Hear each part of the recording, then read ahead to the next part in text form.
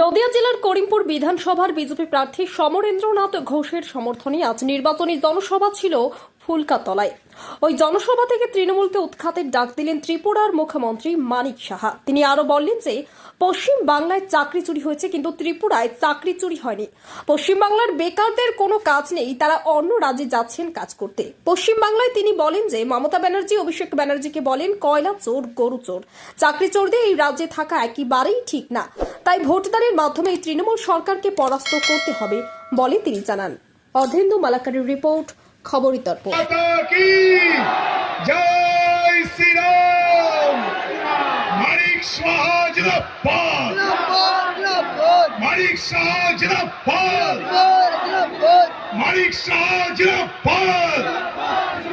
আজকের অভিভাবক সম্মানীয় মানিক সাহা মহাশয়, তিনাকেও আমরা আজকে বরণ করে নিলাম।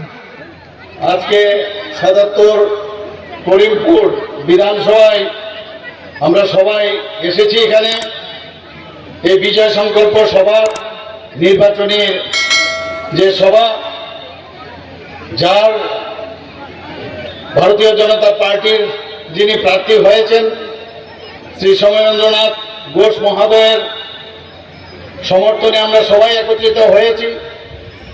আজকে আমি যখন এখানে এলাম এবং যে পরিমাণে এখানে জনসমুদ্র দেখতে পাচ্ছি, তৃণমূলের ঘন্টা কিন্তু বেজে গেছে, এটা বুঝতে পারছি আমি।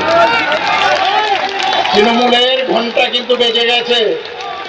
টিপ অফ দ্য আইসবার্গ, বোঝা যাচ্ছে বাংলার কি অবস্থা হতে যাচ্ছে। তৃণমূল আর নেই, আর থাকবেও না, চেষ্টা করলেও লাভ হবে না, এতটুকু আমি বুঝতে পারছি। এরপর ম্যাপটা দেখে নেবেন, ম্যাপটা দেখে নেবেন, সমস্ত জায়গায় আজকে গেরুয়া রং বইছে সেখানে। আর পশ্চিমবাংলা এখনো বসে আছে।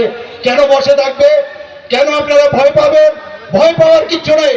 এবারে এসআইআর হয়েছে, সবকিছু হয়ে গেছে, যেভাবে অ্যাডমিনিস্ট্রেশন হয়েছে, যে কায়দায় এতদিন ধরে মিনিস্টার করতো, সেইভাবেই তৃণমূলীরা 15 বছর চালিয়েছেন।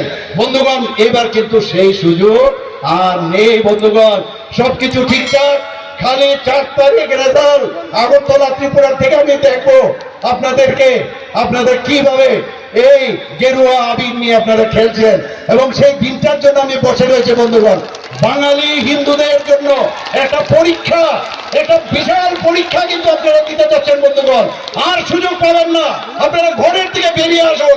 আমি কংগ্রেসের ভাইদের বলবো, সিপিএম এর ভাইদের বলবো, এখনো সময় আছে ভাই বোনদের, যে এই পার্টির পেছনে আপনারা ছুটবেন না।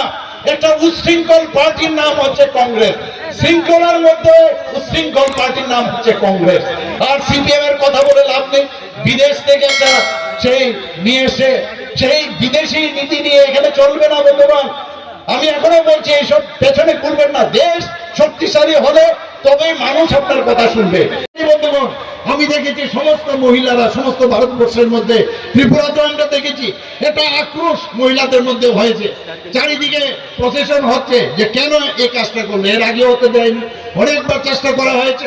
এবার মাননীয় প্রধানমন্ত্রীজির হাত ধরে এই বিল পাস করার জন্য আমরা শুনেছি মাননীয় প্রধানমন্ত্রীজির বক্তব্য, আমরা শুনেছি পার্লামেন্টে আমাদের মাননীয় গৃহমন্ত্রীজির যে ভাষণ, সেটা আমরা শুনেছি। যদি এখনও আমাদের খবরের দর্পণ চ্যানেলটি সাবস্ক্রাইব না করে থাকেন, তাহলে এখনই সাবস্ক্রাইব করুন, সঙ্গে বেল বাটনটি ক্লিক করুন, আর পেয়ে যান সব খবরের দ্রুত ভিডিও আপডেট।